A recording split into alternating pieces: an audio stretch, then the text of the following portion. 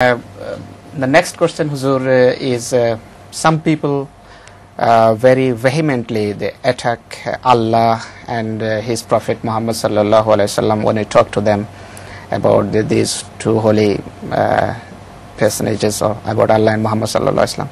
How can we deal them, these sort of people? You break ties with them. You can't cure everybody. There are diseases which are incurable and you are not responsible for it. But the ideal thing is to break away with them. According to the Quran, those who insult God and His prophets, they should be broken up. They should be broken away with. You should not have any ties with them. Right?